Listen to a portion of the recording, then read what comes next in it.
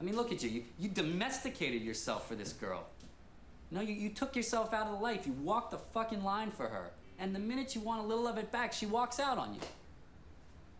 It's just like the saying says, you know, in the poker game of life, women are the rake. They are the fucking rake. The fuck are you talking about? What's saying? I don't know. There ought to be one. You know what cheers me up when I'm feeling shitty? What? Rolled up aces over kings.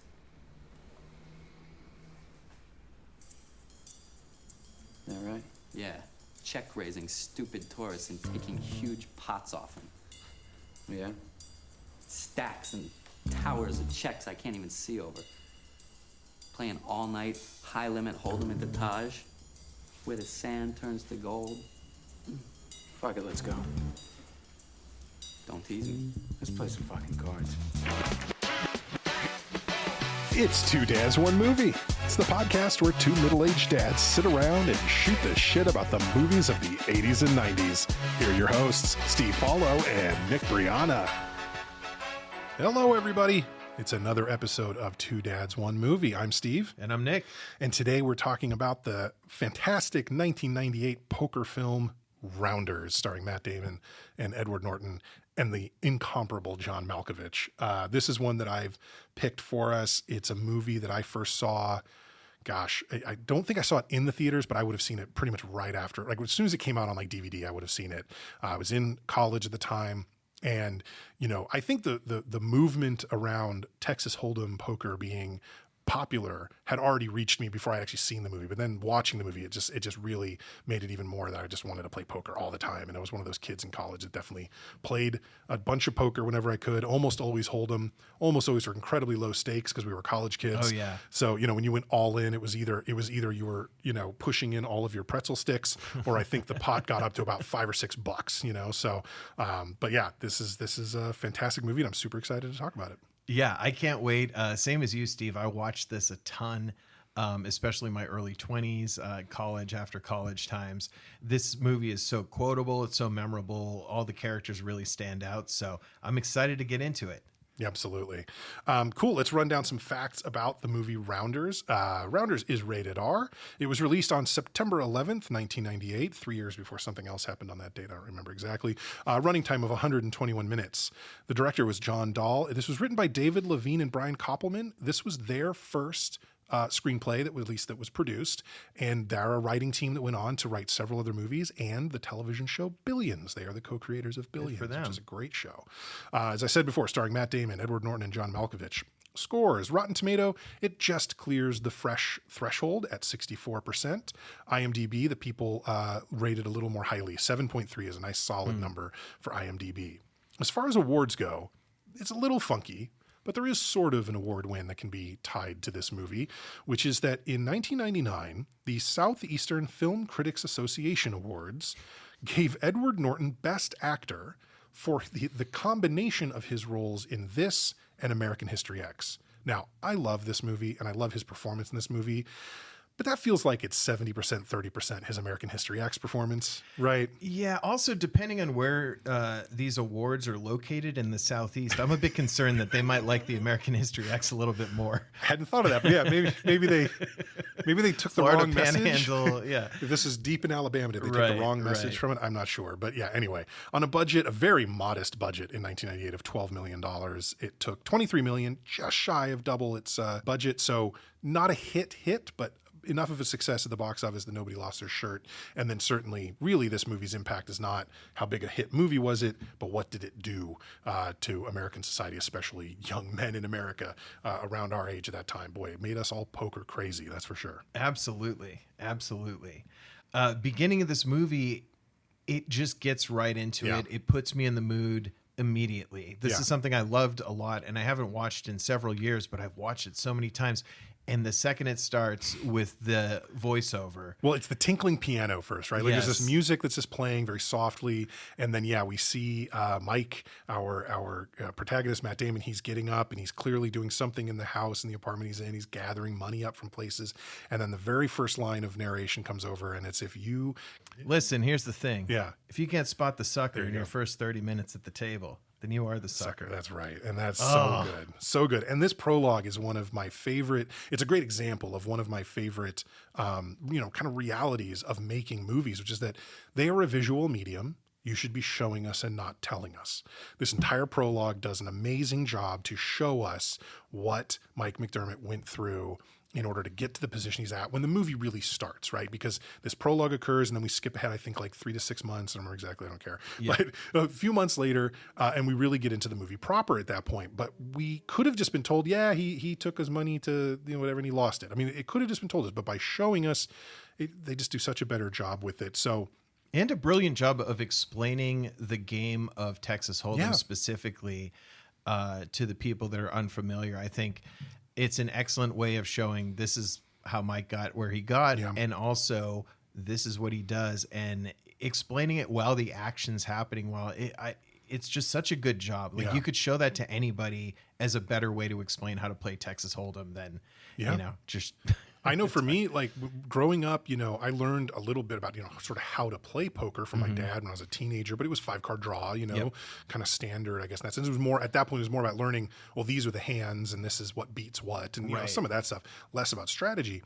And then learning how Texas Hold'em works, in my mind now, that's poker. Other games of poker are those games. Like if you're just saying we're going to play poker, I'm assuming you're playing Hold'em. Yeah. With 5 community cards and 2 pockets. Like that's what's happening, right? Yeah.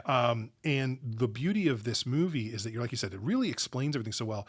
And then one of the things I think that I love about it is it uses industry and sort of community terms and phrases without explaining them to us, but it does it in such context that it's obvious what it means. Yeah. And a couple examples that I have here are when Mike shows up to Teddy KGB's place. We're in the prologue still, of course. He's brought his many thousands of dollars to go play, and he asks for 10 stacks of high society. Well, now we know a stack of high society is $10,000. That's what that means. Yeah. Right. When he sees Joey Knish in the room and Knish comes over to him and he doesn't want to see Knish. It's the last guy he wants to see. And he says, I hope you're not thinking of putting all that glimmer into play. And it's like, okay, so glimmer. All right. That's another term. It's like, let's go find a soft seat in Queens. It's like, a soft seat. Like there's these terms that just get used and you may not know exactly what they mean or what the etymology is or kind of where it came from, but it's clear from the context that he's talking about this game is hard. That's too much money for you. Let's go find a game that'd be easier. You can clean up and you go back home because this is crazy. And Mike's like, no, man, I'm doing it. I'm putting it all on the line. Yeah. And they do a great job of just showing us what the poker room looks like. Because you might have the vision of it all being kind of Vegas and casinos and stuff, when in the reality, a lot of people who make their living off gambling are in these kind of depressing type places with these characters and everything, and it immerses you in the world. Yeah, I mean, even the title of the film itself is a poker term. Right? Rounder is a professional who goes around to numerous games, sometimes in other cities, day to day, whatever, to play and to grind and to earn their living, and that's what a rounder is. So, like Joey Knish in this movie is very much a rounder. He's somebody who's sort of a pro player. This is how he earns his living. He even says, I got child support to pay, right? He needs to make his money doing this, and so the whole thing is just full of this. You get immersed in this world immediately, like you said, the visuals inside the poker room, inside KGB's place.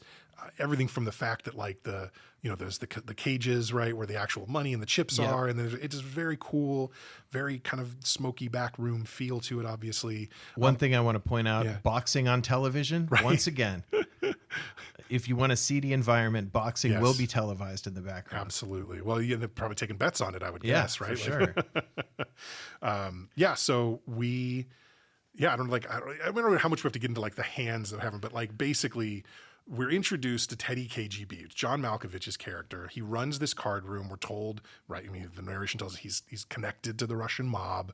And this voice that John Malkovich has for Teddy is I mean, I'll be honest, it's ridiculous, but it's ridiculous in the way that great actors make ridiculous choices, stick with them, and make them work. Yeah. Right? Malkovich is a Daniel Day-Lewis type of actor. He's at that caliber, in my opinion. He's got that feel of somebody who really immerses himself in his roles. And I want to take just a second to mention, I saw something recently where it was a kind of an older clip of Matt Damon in an interview talking about Malkovich in this movie. And apparently they filmed all of his scenes, Malkovich's, in 1 or 2 days. He was only going to be available for a very brief period of time. So they had to bring him in and kind of do all his scenes at once. And, you know, the crew on set waiting for him to arrive, they were super excited. It's John Malkovich. He's the biggest name in this movie by far, incredibly respected actor. And so everybody's just really just palpable tension in the room waiting for him. Everybody's excited, and he gets there. He's got the tracksuit, whatever, the jacket on. He's got the Oreos with him. Apparently, by the way, something Malkovich himself came up with. The Oreos was not something that was in the original script. That was his idea because he's genius. But he shows up, and then, you know, check, hanging around, like this kind of voice that is just like, look, I know people from Russia. I work with a bunch of guys from Ukraine. They don't sound like that. Like, nobody sounds like that. But that was the choice he made. He commits to it. It makes Teddy KGB an incredibly memorable character. But apparently on set, it took people by surprise. It took them aback, right? And sort of, oh, okay, that's what we're doing. Okay, all right. And apparently Malkovich leans over Damon across the table and just goes, I'm a terrible actor. It's just like, all right, pal. But yeah, so Mike McDermott is here at Teddy KGB's. He's brought 30 grand with him because he's going to run it up to 50 or 60, and he's headed off to Vegas to the World Series. That's what he's going to do, right? And he's ready to roll, and he's got the cards. So as he's explaining the game, he's explaining as the community cards fall, how good his hand is becoming and how the hand that he assumes that Teddy KGB has is not, you know, not going to stand up to him. So he, in his mind, there's no way I'm going to lose here. Yeah. And, you know, it turns out he loses. Yeah. Teddy gets him. He pushes all his chips in. So this is a law student who's, you know, playing poker professionally, but he's using this money to pay for his rent and his tuition and everything. So this isn't money he can afford to lose. So he pushes all his chips in, and Teddy KGB, of course, has the very cinema-friendly pocket aces, of course, to beat his ace 9 with the community card. So he ends up with a better full house than him, right? Yeah, yep, exactly. So that's what you would call in poker a bad beat. Mike takes a very bad beat right off the bat, and this, you know, so now he links back up immediately with his friend Kanish, and you know, Kanish is like, oh hey, you know, I'll stake you. You can earn it back. You can get back, and I'll just take half your profits. Whatever, no big deal. If you lose it, it's fine. And he's like, no, I'm out, man. Yeah, this is it. This I'm down to the felt. This was it. This was everything. I need a job. And so Kanish apparently has a delivery truck. He's willing to let Mike, you know, drive and pay him to do that. And that's kind of where the prologue ends, is that Mike's done with poker. He's out. That's it for him. One thing back to the KGB game. Oh, yeah. This is just kind of an example of how ingrained this movie was with my friends and I in college. There's a scene at the end. So Mike is sitting there with this flabbergasted look on his face. You know, the one hand that could have beat him is the one that the other guy had. And KGB's lackey comes to clear the chips off the table, and instead of just scooping them with his hands, he uses his arm to scoop across his forearm. And again, this is just like the guy washing his fist in Toy Soldiers Room. Like, they just have to show the tough guy's got this big forearm, and he swipes it across the chips, but he only gets like 60% of them, so he leaves them all behind. And we would do this in college as a joke, whether it be when we're playing poker or just if you're asked, like, oh, can you clean up the table? And then you swipe your arm and do like the most half-assed job across it. So that's just one of the dumb things in this movie that stuck with us. Fantastic. Because that's just, for hitting us at this time of our lives, it was perfect. Anyway, good stuff. We'll continue. So he's on Kanish's truck right now. Yes. And he's busting his hump like a regular everyday, you know, jamoke. Exactly. For about, I think it's 6 months later, I think is what the Chiron tells us. Couple things I noticed here is that his wool and leather ball cap is so late 90s. I think I had one of those. I think the one I had was like charcoal gray wool with like the dark brown leather bill and no kind of emblem on it. Totally ridiculous, but I do think those were fairly popular at the time. And then just, I think the narration in general, the fact that narration is used as such a major, sort of part of this also feels very 90s. I feel like that was really common, especially in the mid to late 90s. There were a lot of movies that had that kind of narration, whether it was like Fight Club or, I'm not going to think of others off the top of my head, but plenty of movies of that era felt like they had that kind of narration. Great narration voice by Matt Damon, by the way. It's really perfect. Yeah, so he's on Kanish's truck route, and I think he makes a stop while he's out working to deliver something that relates to his law school. To a judge who's clearly some of his professors, basically. These are judges at his law school. I think it's clear that they both work as judges, at one of the courts nearby, but then are also there teaching these law students. And so it's something he has to drop off to one of his teachers. And so he pops in and the judges are playing poker. Yeah. And he's, he doesn't look like he's tasting blood in the water or anything. He's very respectfully kind of standing back, but he's also observing the game. He can't unlearn what he knows. And as these judges are playing poker, he advises his professor in front of him. He said, no, don't fold your hand. Yeah. In fact, raise. Yeah. What's the pot limit? And the other judges kind of look at him like, what are you doing? You just walked in here. And he very brazenly says, well, we know what we have, and we know what you have. And proceeds to go around the room after the hand and basically can put every single other judge on pretty much exactly the cards that they had or the cards they were hoping for, showing his skill of reading people and just how much better his level of poker is than even these very smart men who have probably been playing it together for a long time. But it's just showing that Mike McD is just above and beyond that. Like, you can't compete with him if you're just a regular person. It's the kind of thing where it's like you can get good at poker in that you understand how all of the hands are built and kind of, what beats what, how good is the hand you're holding, what's the likelihood you'll be able to chase a flush or chase a straight based on what else you know about the hands, whether it's community cards or I think they're playing 7-card studs. So it's actually the personal cards are shown in some case, whatever. There's different things. So you can do all that, but to actually get to rounder level and that sort of, you could be a pro at this. It's so much more about understanding how generically people, because these aren't tells that he's picked up on these specific folks. These are just what people tend to do when they're not being careful and they see their hands, and they're thinking about their hands and they're trying to do whatever. And, and seeing what gets, I guess the guys were folding face up. I always would muck face down myself, but these guys clearly were folding face up because he comments on how somebody, mucked the ace that you were looking for or something like that. Right. And he's just watching all this, and it's so much information to take in at once. I think actually the judge Abe does talk to him about just how do you, there's so much to calculate. There's so much to understand. And he's just like, I got used to it. And that's when I wrote down, this movie is actually a sequel to Good Will Hunting. This is Will Hunting. He's just taken his this is what he did with his skill set. All of his math smarts.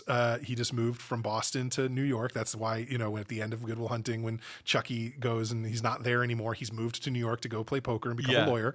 And that's it. His name is Mike McDermott, but really this is Will Hunting. He was driving to California, but that crappy car broke down in New York, so he had to stay there. Yeah. Great scene. I mean, and the judge, and he tells the judges, he said, no, I'd bust up this game. They say, okay, your first assignment, pull up a chair. Right. Yeah. And he says, no, he's like, you guys wouldn't stand a chance. I'd play it blind against you, which is just, good flex. So far in this movie, for a poker enthusiast, we've gotten a lot of poker. Yes. It's nice. It's very front loaded with some good action. Yeah. The judge's game. So he goes home after this late night. He's been working. He made a delivery, and he goes home to his girlfriend, who is really hot and really pushy and really kind of not willing to put up with any nonsense from him. I can't stand her. She's the worst. Really, she's the absolute worst. I hate it because I think you could make very valid points about my boyfriend. I saw him lose his entire life savings at poker. He said he was quitting forever. I don't want him near that again. She's not good at it. I think she's unreasonable right away. So he explains, he says, so the judges were playing poker, and I think I impressed this judge with my knowledge. And she misunderstands on purpose and says, so instead of coming home, you just stayed and played cards with some judge? And then Mike McDermott's response was so funny. It's just the perfect guy caught in an uncomfortable situation where you're not lying, but you sound like you're lying. He says, I know. No, I wasn't even playing. No, they were playing. I didn't actually drink any of the beer. It was they had the beer, Mom. I didn't drink any of the beer.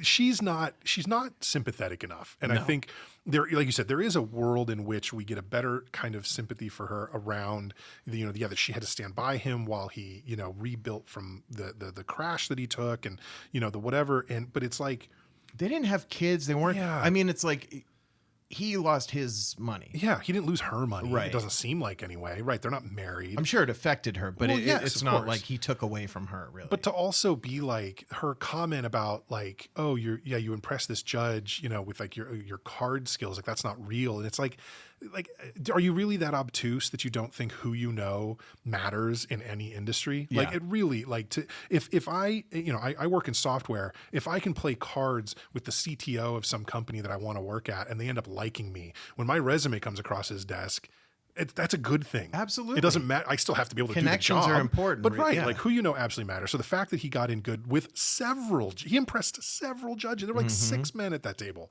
all of whom we are led to believe at least are judges somewhere within New York City. Yeah.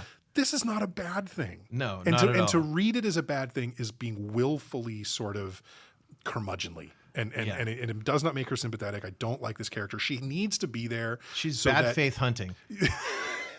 She's trying to come up. Oh, cha-ching! That was good. Just, I like it. So bad. I mean, not trying to be understanding at all. And so she leaves. They have this little argument, and she leaves, and he said, "Well, I'm going to take a shower before I meet up with you." And when she leaves, he just looks down and he goes, "Shit, I didn't even play." Like if I'm going to get yelled at, I could have enjoyed the game. I could have made some money, and then it's like, okay, yeah, sorry, honey, you'll yell at me all you want. He's about to go pick up his friend. That's right. He has to go pick up his friend. Sorry, yeah. this was the conversation they had on the way out. And instead of her saying, "Oh my God, that must have been terrible for your friend to be in jail. Yeah. It's so good that you guys get to hang out," she says, "I can't believe you still have friends named Worm." It's And again, so judgy and gross. Yeah. Yeah. So we get to prison now, and we see Edward Norton in his like state penitentiary or whatever he's in, and he's playing cards with a bunch of other inmates, winning cigarettes off of them. And then the guard comes to the gate and goes, I don't remember his last name, but he's like, "Oh, you're getting processed." And all the guys like, "Wait, dude, you gotta lose this back to us. Hey, I won these fair and square, man. Like, what are you talking about?" But he does, I think, give a few of them back just in good measure. Yeah, a very insulting amount back. Yeah. And then he throws the cigarettes away on his way out of the gates of jail. So great introduction to Worm, because you can see that he's streetwise, he's clever. I mean, he's pretty brazen with the stuff that he does. Like, he's not going to be afraid or intimidated, because it was, him in prison, a white guy playing against 4 black guys, and he explains later that there are separate games that he has going. Yep, he's playing games with like the sort of Aryan Brotherhood guys for one thing, then he's got to play games with the black guys for another thing, and he's got to play games with the guards to keep them happy, and so he's got this whole thing going on. I did love, though, in the the classic sort of like you get everything back, whatever you showed up with when you were first sentenced and put in prison. They keep all that for you, obviously, and then you give it back to you. Yep. So he's putting on his clothes, he's got this leather jacket, he's got whatever, and he's got a Ziploc bag with a single toothpick in it. Yeah. That he very carefully is like, I need that. He takes it out, he puts it in his mouth, but he throws it away minutes after leaving the prison, just flicks it off into the street before getting into the car. Like, all right, this is such a weird thing, but it's it fits his character so well, I feel like, but it's such a strange little He does thing. like throwing things on really the ground. does. It's true. Does it a bunch. We'll get into it, but he likes to do that. Yeah. And so the buddies are catching up, and this is a great reunion, and you kind of learn that Worm maybe needs to start putting some money together right away. Yeah, well, he owes. He doesn't have much time to celebrate his release. He's like, okay, I got to pay some people off, or my life's going to be much worse than it was in prison. He tells Mike that he's got a game, and I have a game for us. I know somebody who's going to take us to this game, and it's a lady that he knows who's a hostess of some kind of rich guy get together part. I don't even know what these things are. It doesn't make a ton of sense. Is it a house? Is it a country club? Who knows? It's hard to tell how long he was away. Has he been networking with this woman while he's been in prison? How did that work? Why? Like, it is oddness, but whatever. We need to get the two of them to a poker game, and that is how this works. So, but Mike's just going to drop him off. Right? Yeah. He's not playing because he told Joe he doesn't play anymore, so he can't play. So he asks, how have you been playing lately? Worm's trying to find out. And Mike says, well, I'm off it. And he's like, he can't even really comprehend that Mike would have quit completely. Right. So he's like, well, what do you mean you're off it? You catching cold cards or what? He's like, no, I'm done. Like, I don't play. I love when he hands Worm the money. So he's like, here, I'll give you the money I have on me so you can go in and play this game. And he looks, it's $220. Right. I mean, thanks, but that's like 11 bets. Yeah, right. I love that response to it. It's just the money that they're used to dealing with. Let's have to move quicker. It's okay, fine. So Mike, he drives away. He's been the good boyfriend. And then I think they probably cut the scene where he's thinking about, it's just showing flashbacks of his girlfriend nagging at him the whole time while he's driving away. And he's like, what the fuck am I doing? Let's go back. But he does go back, and I love it. The hostess that Worm knows that sets this thing up basically, sees him at the door and is immediately like, "Okay, cool, you're here." It's like, "Yeah, Worm said you'd be coming back," and it's like, Yes. "Damn, Worm knows his boy.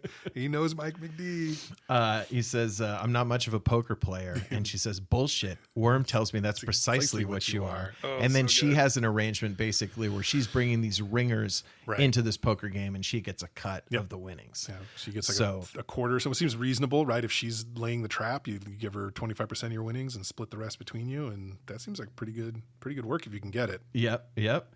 And they get in there, and he's like, we're right back into our old tricks. So they've already established kind of the way that the legit poker games have worked and the basic rules of these different card games that we're playing. But now we're kind of learning about Mike and Worm had these little scams they could pull. They're smart enough to play in front of amateurs that they're not going to get picked up on if they're dealing each other certain cards on purpose or communicating. Like when somebody else is the dealer, they're able to communicate with each other about what I'm holding in a way that another pro would have picked up on and called them out on, be like, guys, you can't do that. But instead it's just these rich kind of trust fund kids, and they don't know what the hell's going on, so they're able to do that. One of the best voiceover moments, I love the visuals that match the voiceover in this movie are just really so good, where he says Worm played the role of the loser to perfection, and it just shows Worm's facial expressions as he's like really just catching bad cards and going broke and everything. Meanwhile, Mike is winning enough for both of them. Well, because Worm's dumping his money to Mike in a lot of ways, right? Like he wins enough off the other guys to then lose a big hand to Mike, while Mike wins a few hands on his own, and they just end up funneling all the money. Essentially, it is literal money laundering. I mean, that's what they're doing. Yeah, for sure. So that's great. They're busting up the trust fund game. They got a little money going. Yeah. I think it's not enough for Worm though, because I think he says he needs $15,000. That's right. Yeah. And I don't know if he says, I can't even figure it with the juice, but the juice is one of my favorite characters that can be in a movie. The Vig or the juice just is. It's always a nice device. Yes. So he takes him to the underground card room. Basically, all right, Worm, I'll get you set up in here. I can vouch for you at this place where I used to play. The Chesterfield. Famke Janssen. Gorgeous. Beautiful. Yeah.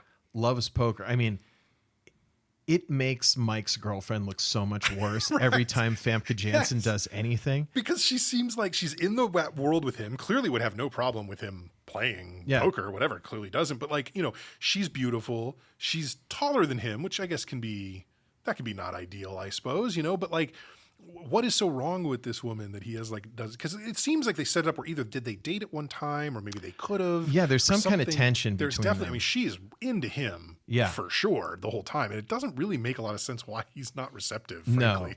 No, not at all.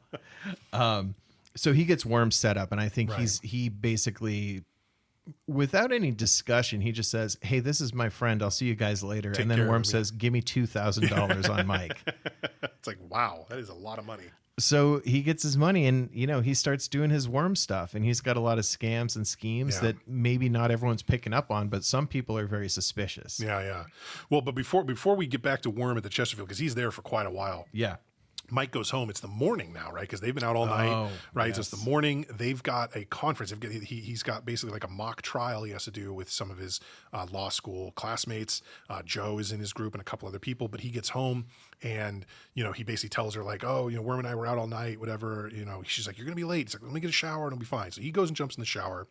She sneaks into the bathroom and looks in his pockets and is like from his jeans or whatever, and sure enough there's that big wad of cash that they won from the trust fund kids, and she leaves it on the mirror, on the little sill under the mirror so that he knows that she saw it, basically, right? And then she goes off. And he's, of course, then very late to this conference that he has to have with his classmates. And before he arrives, we are shown these three people, Joe and these other two idiots who are just chatting about stuff, and The law school friends, the little law school friends. Their conversation is the most ridiculous use of language I've ever heard in my life, even for lawyers. One of them says the key is to be respectful to the judges, but not obsequious. No, be deferential.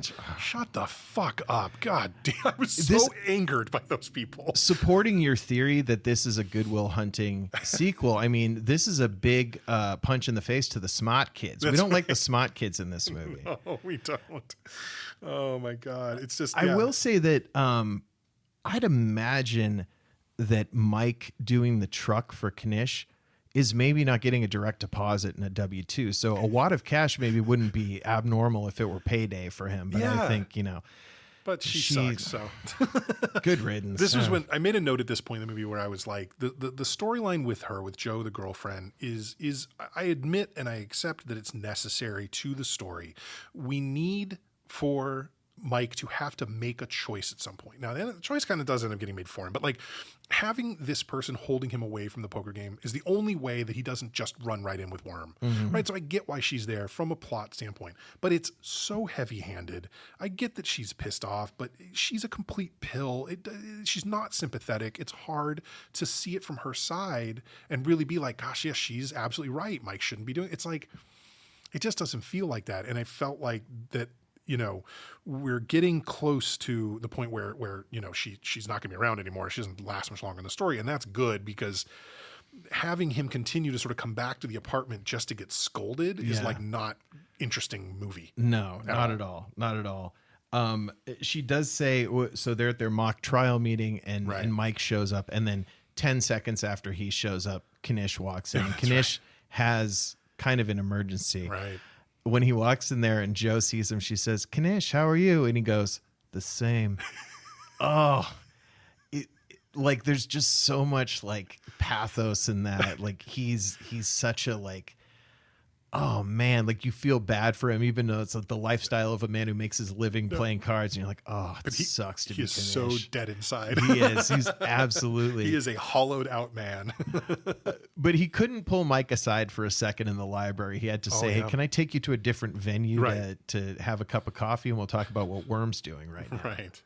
Yeah. So basically, Worm has been, working at the Chesterfield, right? He's started with the $2,000 that he basically borrowed in Mike's name, right? Mike's good for it. But he's run up to 5 figures, but he's, I believe Knish refers to recognizing a mechanic's grip. So he's like dealing off the bottom of the deck, basically. And this is not the last time Worm will get caught doing something that he shouldn't be. But Knish, mentions like, I didn't say anything to anybody, but I noticed it. So I wanted to come talk to you, because if somebody notices it, it's going to be bad for him. And it's, he's there on your name. So it's time for Mike to now leave the conference he so importantly had to get to with his colleagues 5 minutes after arriving at most, and is now running back to the Chesterfield poker room to figure out what's going on with Worm. Good characters here, Roman and Maurice, the guys that Worm is playing against, who are described as, they're not connected like KGB, but those are some real Russian outfit guys. Like these are, you don't want to fuck with these guys. And I like the vaguely, it allows for a guy to be kind of more ridiculous and flamboyant if you know that, well, there's some mob connection, so he can act that way because there's and the way those guys look, they're not in it very much, but the way that they talk, I really love it. And these are guys that Worm he's busting up, and if he gets discovered, I mean, these are guys who are gonna beat the shit out of him or worse, right? Exactly, or kill him. And Mike pulls him outside, and Worm wants to get a hot dog, which he takes like 2 bites of and then throws away. But he tells me, he's like, hey, like, make it look good, lose some of it back, but don't leave with all that money. Like, essentially lose their money back to them. Whatever you want off them, lose it back to them. You can leave with everything else you got. You know, he'd still be up a bit, right, if he did that. But what does he do instead?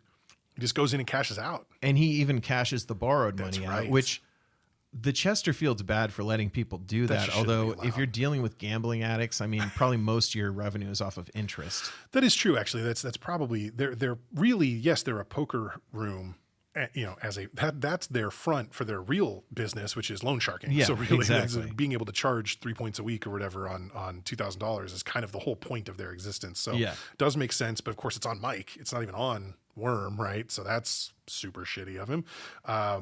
But I don't think she might have even said 5 points a week. It was a lot. It was I remember thinking the interest sounded high. But yeah, so he cashes out and he heads to, I think, a strip club, right? Isn't that where Worm ends up going? Yeah. Right. Which not the place to go if you're trying to build a bankroll. If you're trying to accumulate money, that seems like the opposite of where you go unless you're working. Right. But he wasn't working there. Yeah, he wasn't. And he runs into an old buddy of his there, Grandma. And they never explain why this guy is named Grandma, but he is. So, okay.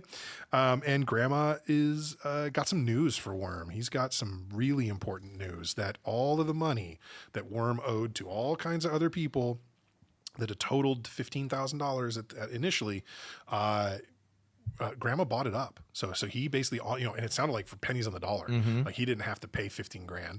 Right. He probably bought it for $4,000 or $5,000 spread out among a few people. Nobody thought they'd ever get money out of Worm anyway. So this, makes sense to them. But now Grandma not only wants that, he wants the VIG on top of that from back when Worm first went away. So it's clearly been a while that he was in prison because it's up to $25,000. Again, Grandma's not having audited financial statements done for his calculations or anything. And a line that I like, I don't know if it's here a little later, but the way Worm describes it to Mike is, Mike's like, how much do you owe? He's like, 15. He's like, well, how much with the VIG? He's like, by his fucking gorilla math, like 25. That's right. And we would always refer to, roommates or whatever, like, by your fucking gorilla math, how do I owe $7 for this pizza? Right. There's 4 of us and it was $20.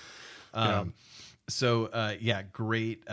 Grandma is just really proves to be such a scummy character and just like the sleaze of the underworld. And a terrible businessman because what he ends up doing, right? He brings Worm into the bathroom. He tells him about, hey, I bought up all the money, whatever. I think that's when he admits that because he asked, where'd you get the scratch to do that? And he said, I've got a partner. I went in with KGB.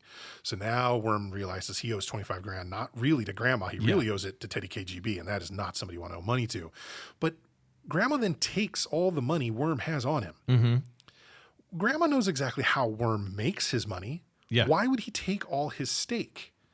Like, I guess what he's saying is, I'm going to get anything I can, and I don't care about the rest of it. Like, I understand that's a loan shark attitude. Right. But also it feels like if Grandma really wanted his money, would he just like keep it? Maybe he just thinks Worm would just run. Maybe that's what it is. You take the money now, he has to stick around to try to build it back up because he's got nothing to run on. Maybe he'd rather leave with $14,000 than to build up the 15 and pay him off. It's just, it still felt a little like, if you've got somebody who the way they make money is through gambling, like leaving them with nothing, you're sure to not get any more. Yeah. Like that it seemed like a bad business move by Grandma. Well, and unfair business practices too. I think whatever he took off Worm at the strip club, I don't think he subtracted that from the total. I think that was just, lied to me. I'm taking your money. That's a good point. He still owed $25,000. He didn't count it out or anything. Yeah. He didn't even do the mafia, like where you take a stack of bills, you look at it sideways and you say, that's the $10,000. He took the VIG. Oh, okay. He had $10,000 on him. Well, 8,000 plus he the had 2. It from the and what he said, because from then on, 15 is the number they owe, right? But for the rest of the movie, we talk about 15, not 25. So the key is, and that's another reason why he would take it, right? Is that VIG is due the second it's accrued, right? I mean, it's, you may not pay the principal back for a while, but you pay that VIG every week. Yeah. And so the fact that it built up that much, I could see, that's why Grandma took it right then. But that's why. So now Worm's back to nothing. He's got no money. He's at least paid negative 2,000 kind of. Right, exactly. He owes the Chesterfield 2. He still owes Grandma / KGB 15. So and he's got nothing to work with. So he's in deep shit, basically. He's in trouble here. And then one place that the plot kind of separates. So we leave the Worm character now, and Mike is looking to speak to his professor. I think he might have had to bring something to the professor. And this is the guy who's also going to be presiding over the mock trial that him and his team are working with. I do love the professor asks, will he sit down for a drink with him? Yeah. And he says, what are you drinking? And he says, gin. Always gin. Again, there's this defeat in his voice, kind of like Kanish saying the same when he's asked how he is. This scene, I don't know how necessary it is. I feel like it's a very long story of the professor ultimately just saying, be yourself. and it's good. He's a good act. Martin Landau's a great actor. but I don't know. It broke up the poker action because there's been so much cards and like just so much great shit so far. So this was kind of a lull. This is where you go get your popcorn, I think. That's fair, but I would say it's a pretty crucial because we know later, if we look ahead to the movie, right? Like we've both seen this 100 times, so we knew it was coming. He later has to ask to borrow money from this judge. Right. And, I think that without this storyline of, how the way he explains it, right, is that, when I was allowed to leave the yeshiva and come and go to law school and make that my life's work, I was done a mitzvah. And now I need to do one for you. It's like I need to repay that. Right? That's how I owe in that way. And without that background, I don't know why there would be any reason that he would actually give money to Mike later on. So I think that, establishing that clearly there is a relationship here. We got a little bit of it at the judge's game, right? When Mike was just impressive, right? But now there's like this element of them bonding a little bit over, sort of the fact that there is a world to which they believe they should belong, and then the world to which they actually do belong, and that there's a difference there. There's a bonding that happens there. I also think it's just awesome because, what is this little bar and why has this guy got bottle service? Why does he have an entire fifth of gin that he's drinking neat? I like when you can just get the bottle. Yeah, I mean, it's tough there. I appreciate the deep analysis because I was just like, the lesson here is that you need to listen to old people's boring stories if you ever want to ask them for anything later. I mean, that's also kind of true, to be honest. You do need to pay attention to your elders before asking them for money, especially significant amounts of it. But no, I think it did give us a backstory that was necessary enough. Plus, getting to watch Martin Landau on screen is never a bad just thing. Go on a little speech, and he says, "We can't run from who we are. Our destiny chooses us," which could fit in like any sci-fi movie or literally any movie. Luke Skywalker. Worm is with Mike and he's at the apartment. Right. And he says, I need you to tone it down. A great Worm saying, "Tone down what, motherfucker?" So good. So they get into the apartment and they realize, oh my God, she took your sheets. Yeah. She took everything. She took the bed. She's stripped down to the mattress, man. It's gone. So she's gone. Joe's gone. Joe took everything out of the apartment. And she's out of there. And now Mike's by himself and he's just, But Worm, being the good friend he is, says, all right, let's go gamble about it. Yeah. Let's go to Atlantic City. One of the best speeches to get him fired up for Atlantic City here. Mm-hmm. That might be a good intro to the episode. I already have that marked down from 53:14 to 54:21. So everyone listening, you already heard it. But yeah, that's going to be the intro clip for sure. It's just that would get me so fired up. Like we would do Vegas or Reno rather than Atlantic City, obviously, but just the idea of like the things that get you charged up to go gamble, and especially going from these dreary confines of the New York City underground poker scene to, oh, we can win some money off some real fucking idiots here and get like noodles brought to us and pour way too much soy sauce in our noodles and stuff like that. There's no such thing as too much soy sauce on noodles, but that's okay. So they end up going. So Worm and Mike, all right, let's go to AC. Forget about this woman. Like, this sucks, but let's get out of here. And they sit at the poker table. Another line that I love when they realize that these are all people familiar to us. This is all our regular poker crew who are now at the tourist poker table. Yeah. And he says, welcome to the Chesterfield South, which I enjoy that. One of my favorite lines from Worm is right about here where, they all kind of, so Worm has gone off initially to bang a hooker. Basically, he's got some needs. He needs relaxation specialist. Exactly. That's right. Relaxing. Yeah. But so, the crowd is a bunch of the Chesterfield folks. And then I think Knish shows up and is sort of like, hey, I'll sit with you for a bit, whatever. Then Worm shows up and he wants to take chips from Mike and just play, and they of course what he has to buy them. But when Knish says like hi, basically says hi to Worm, and Worm says something like, "You keep grinding out that rent money, Joe. It's noble work you're doing." It's just so like such a dick move. The clash of the styles. Exactly. I don't respect you. I take big bites and big risks, and maybe I end up in jail. But you're a wuss for just winning what you can reasonably and not getting caught. I think more than one character says either to Knish or in reference to Knish throughout the movie that he sees all the angles but doesn't have the balls to play any of them, right? And it's true. And his retort is, "This is my fucking job.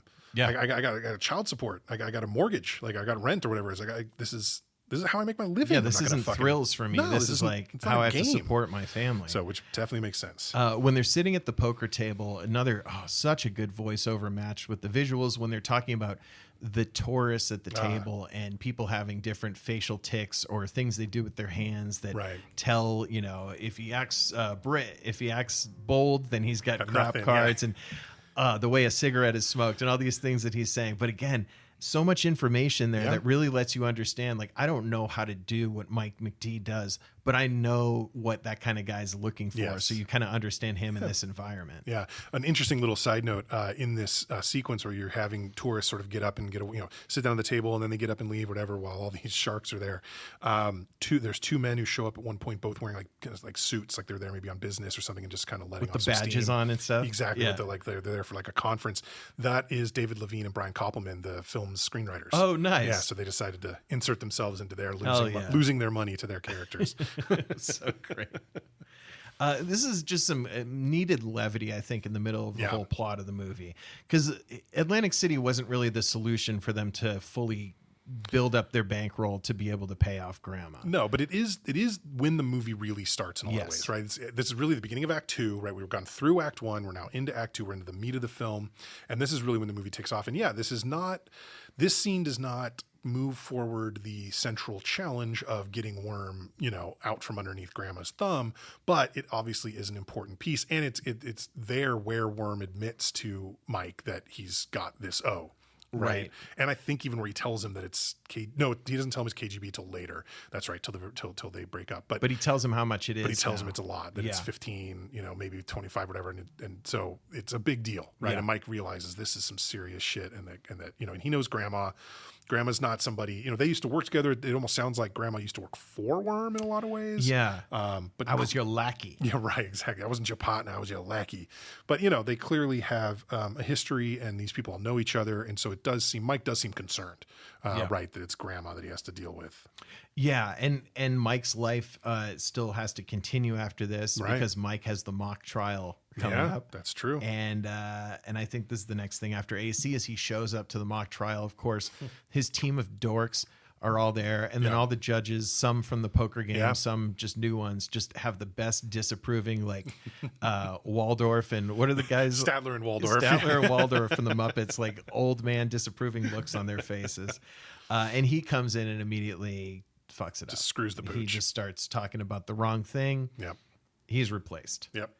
And that's pretty much it for him and his involvement with that and with Joe. Yeah. And Joe, her like trying to insert poker terminology into all of her bitchiness towards him is like, what are you going to do? Talk to the judges about or write a thesis about high stakes poker? Like use like some deeper vocab at least, You should always fold a poker hand when you have bad cards in your poker hand. Like you didn't learn anything. Like you're a terrible girlfriend. You would have some slang if you were listening to this guy all these years. Show a little interest in your boyfriend's, not just hobby, but literally what defined his life for a period of it. You could show some interest, Joe. Come on. It's crazy. So the best juxtaposition of the movie, I think. So Joe's saying, well, you always have to fold your hand when you're... Shut the fuck up, Joe. And then Mike's back at his apartment, nearly empty apartment, and he's just like, you know what? I'm just watching some old VHS of the World Series of Poker. He's watching Johnny Chan against Eric Seidel, and there's a knock at the door. It's Petra. Oh, Famke Janssen shows up looking good as hell, but with some bad news for him. Yeah. She says, hey, Worm, he didn't lose the money back. In fact, he won $4,000 more, and then he took all the money. He didn't even pay your $2,000 back. So you're into us for this. And Mike reacts so cool. Oh man, he's just like, oh yeah. Oh, we talked about that. Cool. Like, he basically didn't want Petra to understand that Worm did that without Mike's approval. Yes, he wasn't trying to rat him out. He was basically just like, oh yeah. Oh yeah, no, I get that. What's it up to? Oh sure. But he clearly is like nervous about it, but he's playing it like everything's straight. Everything's such good. A solid friend, and really, keeps his cards. He's not showing his hand here, right? Exactly. Petra knows that he's watching. She knows the exact part of the exact World Series of Poker that he's watching, and she offers to stay. He's just been dumped by his girlfriend. Man. And now he has the hottest, most poker-loving woman who is flinging herself at him, who offers to stay, and he doesn't basically let it happen. drapes herself all over him. And I guess, like, look, I think the only way I can excuse this in my mind, Mike, is that he's underneath the surface is so incredibly enraged about what Worm has done that he knows that if she sticks around, he's not gonna be able to enjoy himself. It's gonna be stupid because he's just gonna be pissed all the time. And sure enough, he throws what must be one or two glasses he owns. Yes. He throws his glass against and shatters it. I mean, he's clearly super pissed about Worm, as well he should be. But that must be it's the only thing I can accept as like a reason to not let Petra stay at that point. Yeah, that's exactly what I wrote, is that I think, and I understand being that mad and how good it must feel to just chuck a scotch glass at the wall and have it shatter. That probably feels pretty good in that moment, you know? At least until you have to clean it up or do anything about it. I could see people, what is it, the old chestnut is throwing glasses into a fireplace. I kind of feel like, oh, okay, then that'll handle itself. Yeah, something will happen there. But yeah, it seemed like, oh man, exactly like you said. He's like, I need to explode, but I can't do it in front of her, so I need to get everyone out of here so I can do it. And he finds Worm hiding out. Right. And I guess this is in the gym where he used to hide out as a kid. Yeah, it's like the school they went to as kids. It seems like they went to prep school together. That's where they went. And this is the gym there. So he was hiding out because that's where he used to deal with bullies, and bullies would come after him a lot. Apparently we get the idea Worm was sort of a little slight kid, and so dealt with bullies a lot, and this is where he would hide. Except that it's definitely older than that, like he was a teenager at the time, because they talked about how you were hiding from so-and-so. Oh yeah, what did I ever do to that guy? You fucked his mother. Oh yeah. She was a nice looking older woman. She was nice. Yeah, she was that. Mike tells Worm during the scene, he says, "You're fixing to go down hard. It's almost like you want to," which I really, I love that line. But if you're a paroled felon, are you going to break into a high school? It seems like a high profile bad thing to do. You know, you don't want to get caught there, but I think he feels like he's slick enough. Nothing's really, I don't think Worm is concerned at all about, Johnny Law in general. He's got KGB to worry about. I don't think anything else matters at this point. And he knows KGB's not give a shit. He broke into a fucking school. Who cares, right? So. So, but they got to go talk to Grandma to figure this out. And I love the walking lip herpy that answers the door at Grandma's place. That woman has got some nasty growth on her face. Good Lord. You want to spin? Well, you guys cops? Like, no, we got to talk to Grandma. Get out of the way. Gross. But yeah, so they got to go talk to Grandma and try to get this shit squared. They set up Grandma as a scumbag so well. His place is disgusting. He's clearly, a pimp, a loan shark, a drug dealer, all the worst things you could be. And then he's wearing like a 1930s cartoon child red pajama and a pork pie hat. And then he abuses his dog just to kind of show the dog is sniffing at something, and he goes and, pulls its head away, or was it chewing on the couch or something? I've never quite understood. So I was thinking back when I used to watch this, I used to think that the dog shit on the floor, and he's like, you got to catch him while he does it, and he rubbed his nose in it or something, or did something like that. But this last time watching it, felt like maybe was he gnawing at the furniture leg, like chewing at the couch leg, and he kicked the dog or something. Whatever it was awful. He's terrible. And he looks like a mix between Ralphie from Christmas Story and Heisenberg. Like, it's the most ridiculous fucking outfit anyone. Well, he's wiping his hands on his pajama. Second most ridiculous outfit, because he wears something more ridiculous later in the movie. But totally awful. And basically Worm can't keep his mouth shut. So he mouths off at Grandma, but Mike is like, no, it's okay. It's good for you. If you think he's good for it, then it's on you too. So now Mike's in. They're both in. Mike at this point still believes to Grandma. He has no idea KGB is involved at this point still.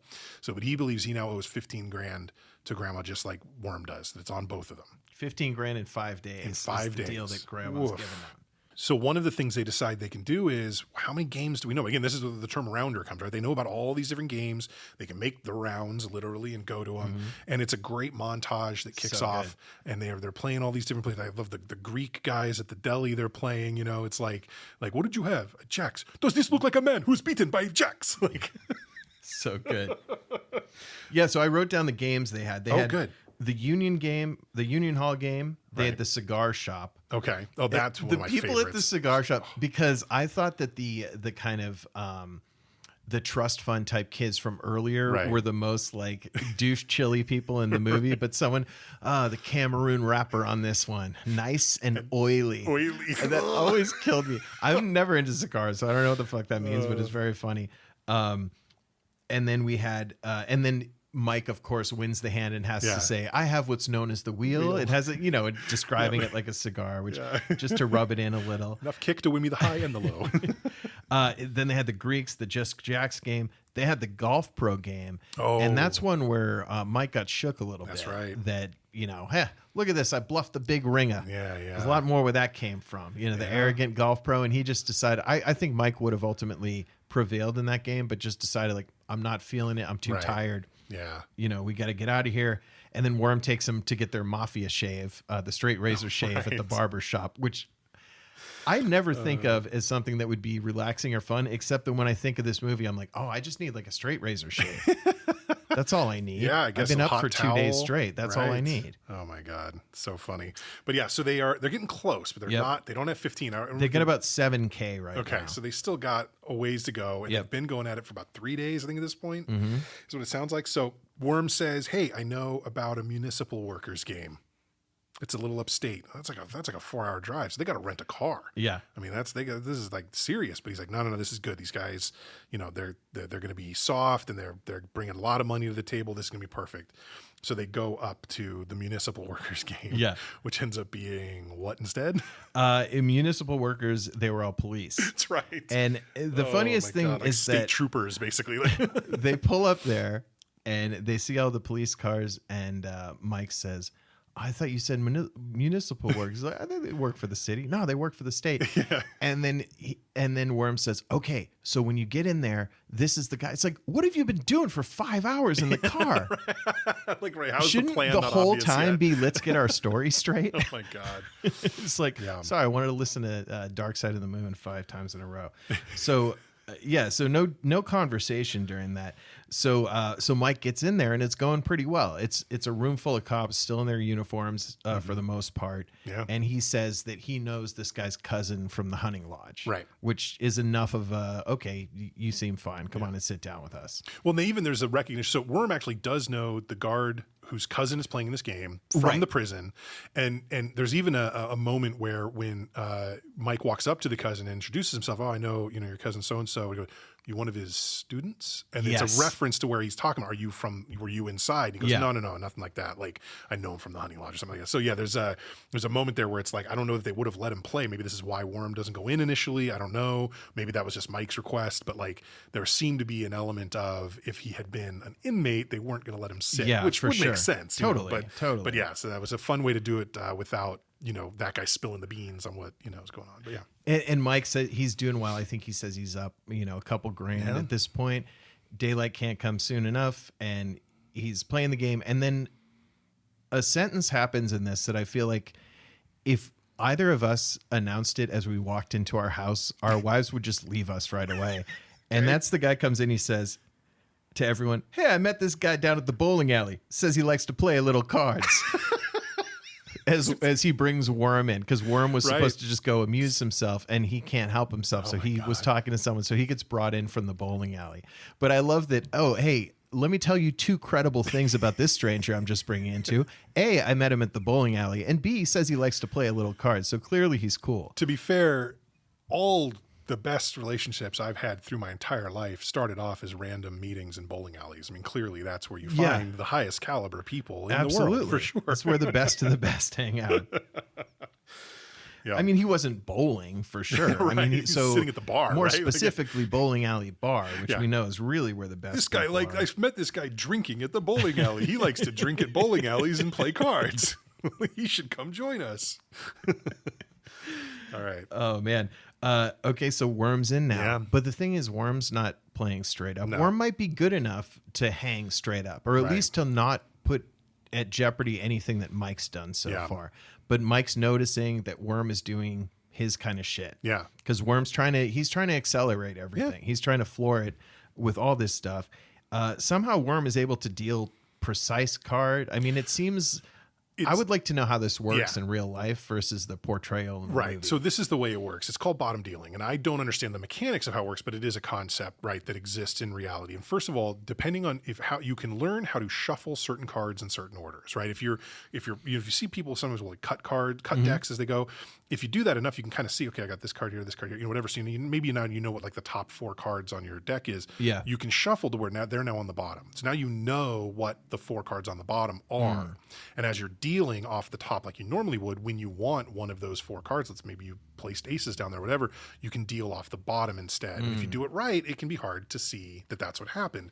But one of these state troopers is clearly staring at Worm's hands while he's doing this. Yeah. And sure enough, he notices something off. Yep. You know, he doesn't even necessarily seem like he knows for sure what's going on, but he says something like catching a hanger or something. Again, a term I'm not really sure, but it's clearly a poker term.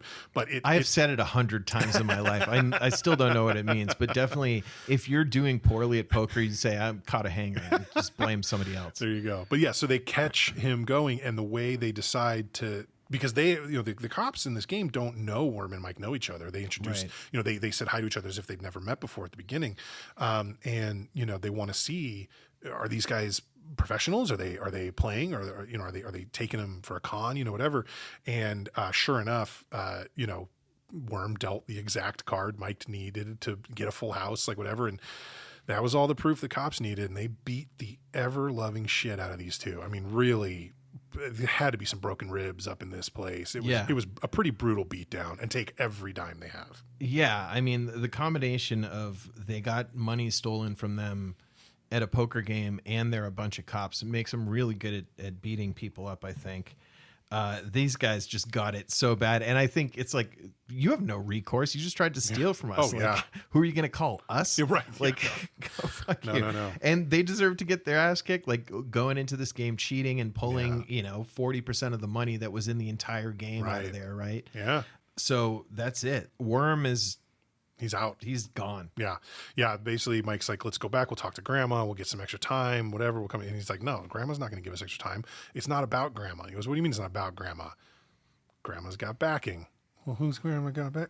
KGB. And this is when Mike now learns he doesn't owe 15 grand to Grandma. He owns 15 grand to Teddy KGB. Yeah. As we've been told numerous times throughout the film to this point, you do not want to owe money to Teddy KGB. Yep. So Worm decides he's just going on the lam. He is just, he doesn't even have the car. He's just heading off. I don't know where he's going. Worm says, like your girlfriend Joe used to say, if you ever have a bad hand of poker and your cards are bad, you should always put the cards down and fold them because it's a bad hand of poker. Yes. Don't play the bad poker hand in the game of poker that you're playing with your bad poker hand. That poker hand is not good. You shouldn't play that poker hand in that game of poker. So now Mike is kind of the most tail between legs guy we've seen so far in the movie. And he goes to the bath house, the public Russian bath, which I've never spent any time in New York City. I love seeing this kind of stuff because I'm just like, oh, ew. The amount of bacteria I'm imagining just being in that room makes me so grossed out. Yeah.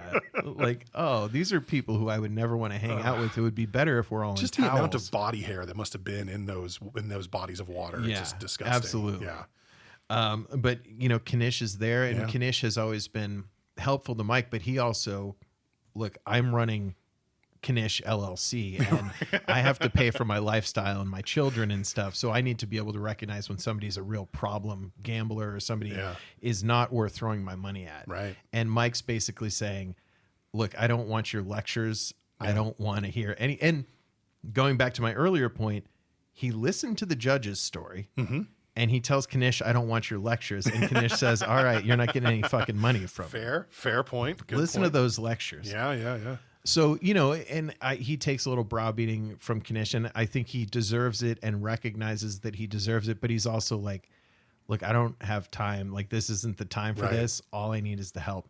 And then he explains to Kanish why he first went after KGB with his bankroll the first time. Right. He went to Atlantic City. He went to the Taj Mahal and he sat down. And who showed up while he was playing there? Johnny Chan, the world champion, shows up, and Johnny Chan is playing, you know, at this other table. He's not playing at Mike's table. Mike has to get up and go over there, but Chan's playing, and everybody's coming and just giving him money, throwing money away to him just to say they sat with Johnny Chan to play. So Mike sits down, and he's got kind of a garbage hand, but he decides, I'm going to bluff him. I'm just going to beat him. I don't have the hand to beat him. Just one time. One time I'm going to beat him. And sure enough, he stares Johnny down, the raise, the check raise, re-raise, all this stuff. And he goes all in. And Chan, looks like he's going to call, but then he checks his cards again. He mucks them, so Mike takes the pot down, and I love this line. Johnny goes, "So did you have it?" And he goes, "Sorry, John, I don't remember." And it was like, 2 seconds ago, right? It's just such a great power move kind of line. But that's how Mike knows he's good enough to do this. Yeah. He knows how to do this. He got a bad beat at KGB's in the prologue, and that happens to everybody. Unfortunately, when it happens and you're all in with every chip you own, that's a bummer. But, he could beat these guys. He can do it. Yeah. And it doesn't sway. I mean, it's kind of a nice little show of his still kind of respect and friendship with Kanish, because at this point he knew he wasn't going to get the money, but he still said, "Hey, look, man, I know you think I'm crazy, but I'm not fucking crazy, and this is why." Yeah. So Mike's desperate. The other potential source for the funds he has to go to is the professor. Yeah. Yeah, he's got to go to the judge and talk to him. And this is where, there's this, call back to the story that the judge told him about leaving yeshiva, not becoming a rabbi, which was a, shame to his parents and all this stuff. But he was basically allowed, his parents didn't stop him physically, basically, from going into law and following his life's work. And so that was, what he said was like a mitzvah done to him. So now he owes and has to do a mitzvah back sort of, more cosmically he owes, And so, he says, if it has to be right now, I can give you $10,000, which is, that's an astronomical sum of money. I do have a little bit of an issue with this though, because Mike is given a check for $10,000. Where'd he go? He goes to a check cashing place. They're like a 24-hour check cashing place. Those exist. That's totally logical. But he shows up to KGB's place to play poker with $10,000.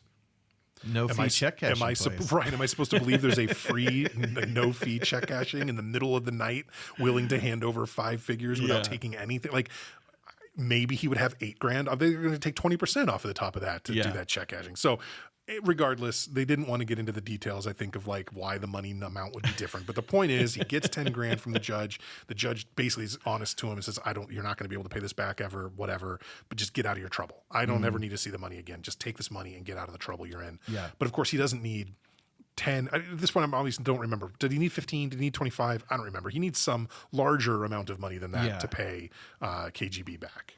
Yeah, I think he needs 15. Right. But he gets there, and this is the perfect sign of a gambling addict, where he's like, "Okay, well, I'm here to pay back my. Hey, is this casino still open?" Well, it's like I think he was always showing up intending to play. Yeah. The 10 wasn't enough to pay it off. He had so it's to get in the game. Exactly. It's like it's my money for 8 more hours. Basically, he says, right? It's my money until I guess they're doing till like sun up or something. I don't know what, because it's clearly not 8 hours to midnight. No, right? It's the middle of the night, so it must be something where it's like until sun up. Maybe they have until 9. It's like business hours, right? But he's got some amount of time to play, and so basically, instead of just playing like a normal, like here's some chips, go play at a table, KGB offers him, all right, let's sit down, you and I, head to head. We'll do, whatever, heads up or whatever. And you put down your 10 and I'll put down my 10, and whoever walks away with all the chips, that's who, like the debt's paid basically either way. Doesn't stop till one of us has it all. Yeah, has it all. And there's this, obviously so many of the things John Malkovich says during this final Act 3 scene are fantastic. But one of my favorite words that he says that I don't hear people quoting a lot is very aggressive. Yes. It's so ridiculous. Again, his invention of different Russian ways to say English words is just so impactful. Yeah, very aggressive. So Mike is he finally at some point in the game, I think he picks up on a tell that Teddy has relating to his Oreos. Right. So the Oreos that are always sitting next to Teddy, and they've got a little masking tape on them that says "Do not touch" with a big X. Nobody touch these. It's clear. So when Mike lost the bad beat at the beginning of the movie, KGB picked up one of his Oreos and he sort of twists it open, and then he looks at the side with the cream and the side that doesn't have the cream, and he pops one of them in his mouth, and he chews them and he eats them, and then he beats Mike with the card. So he had the better hand. There's a hand where Mike is got a strong hand and he thinks KGB might be bluffing. So KGB picks up the Oreo and looks at it and opens it, but then doesn't eat it. He puts it back together. He puts it back in the tray and mucks his hand, and Mike wins the pot. And so Mike then realizes, oh shit, that's his tell. If he eats the Oreo, he's got the hand. And if he doesn't, then he puts the Oreo down. And this was the brilliant part of this too, is then he tells KGB, I know your tell. Yeah. I got it. Because he realizes he could let him go on eating, he even says this right in the narration, I could let him go on eating those Oreos all night and whatever, but I needed to do this faster. Yeah. And it's going to rattle him more. It's going to throw him off his game so Yes. much that he's been found out. It's such a great, really, really smart play by the character in that moment. That's right. And Mike, now he's won the 10K from KGB. And what he says is, he says, now Teddy could be paid off and I'm halfway to paying back the professor. Right. At this point, right? Right. So he did would owe pay 15 then, 15 grand and half $5,000. Yeah. And KGB, in his ever taunting manner, he says, it's so bullshit anyway. I'm still up 20K from this last time I stick it in you, and does the grossest like air hump with like whatever he's doing with his mouth. He must have creeped out everyone he tried that for. I mean, it's perfect though, because it's just like a guy who doesn't fully understand the culture but knows how to be a scumbag in any language, and this is the thing that he does. Oh man, it's perfect and disgusting and everything. So basically Mike puts the 20 grand back into play, and KGB has 20 more grand brought. You do some markers or whatever, right? He brings the money back in, and they're going to keep going because they got a few more hours. It sounds like, right? Yep. And they play back and forth a bunch, and then we get to a really interesting hand at the end where, I don't remember the exact cards, but I know Mike has a couple of suited but split cards in his pocket. I think it might have been like 8-5, something like that, I think. And then the flop is like, I'm going to get it probably wrong, but it's like 4-6-7. It's something that looks, it's a rainbow. They're not suited. It's not a flush draw. I don't think initially, at least, or maybe it's a little bit of one. And then, but they're not connected cards for the most part. So it doesn't look like much. There's no pair that's dropped. There's, all the things you would look for if you're playing of like, well, what's the likely hand here? There's not a lot of obvious right hands.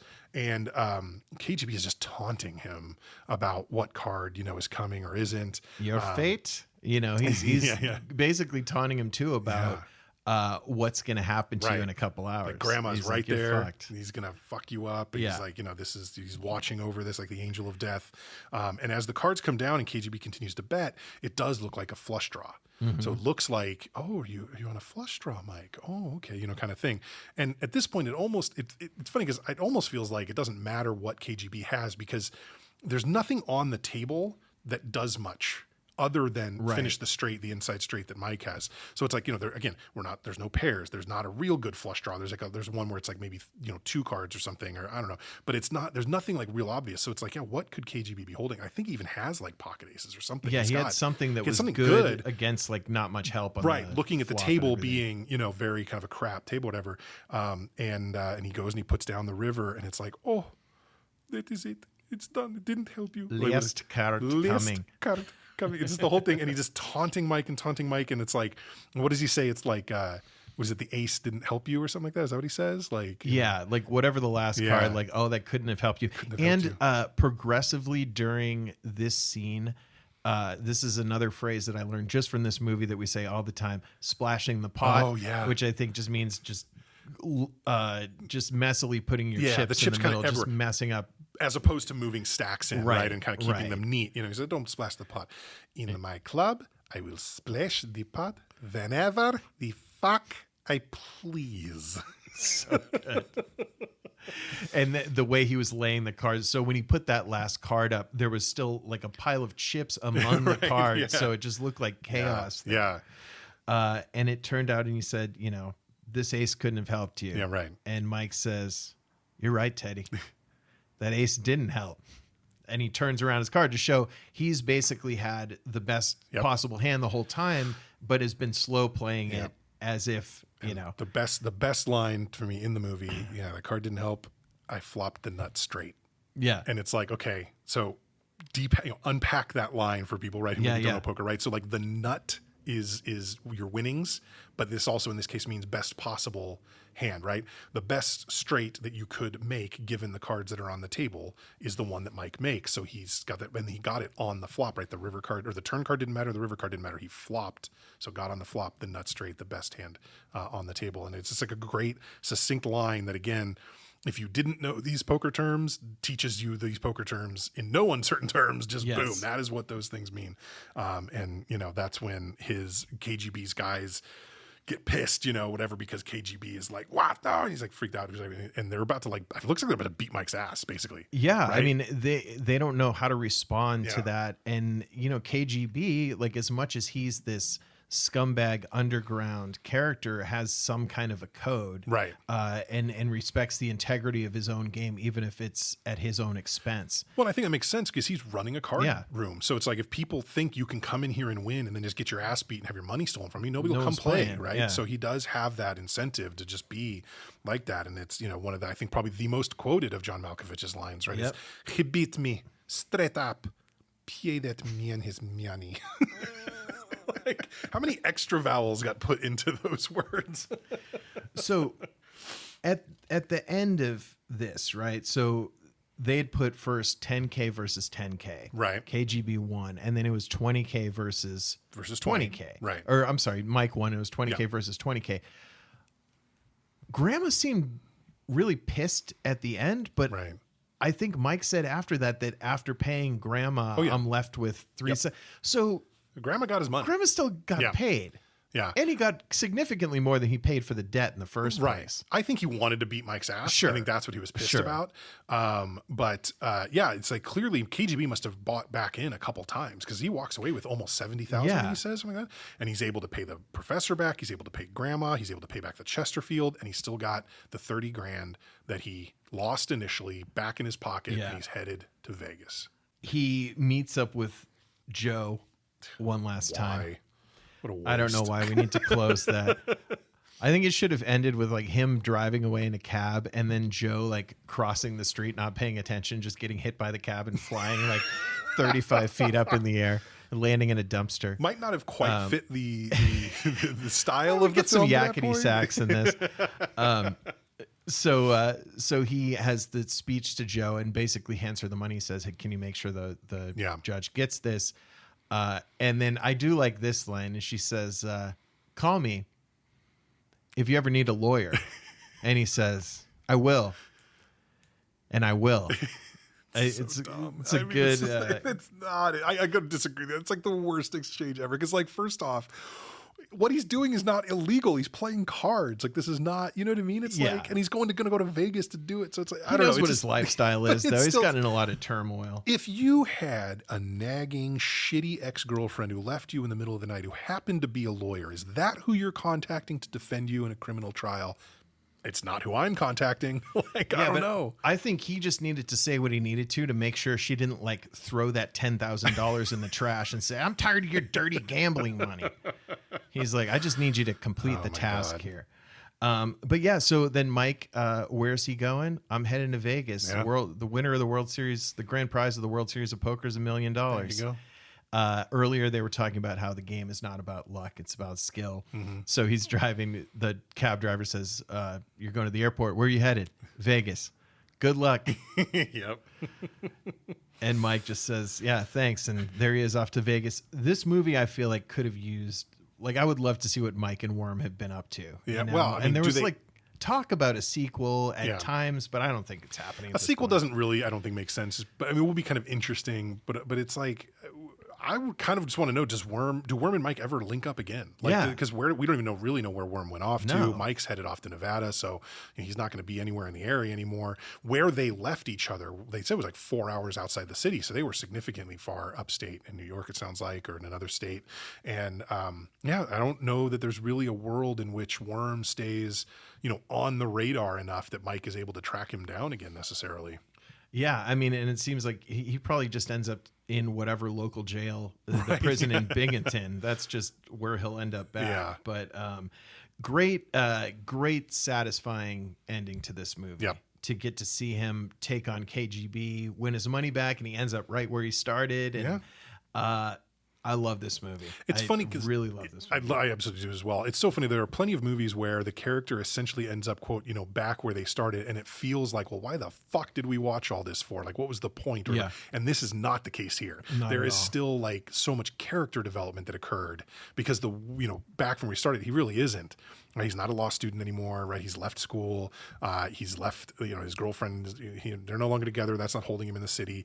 And, he's ready to really start the part of his life that he knows all along that's what he wanted to do. And so he's back where he started in that he has his money back, but really he's in a very different place and it really has advanced as a character. Yeah, for sure. For sure. I would say if you're watching this movie at home, I'd recommend don't watch the credits, just because after you watch such a great movie and then you see pop up executive producer Harvey Weinstein, it's not going to be your favorite thing.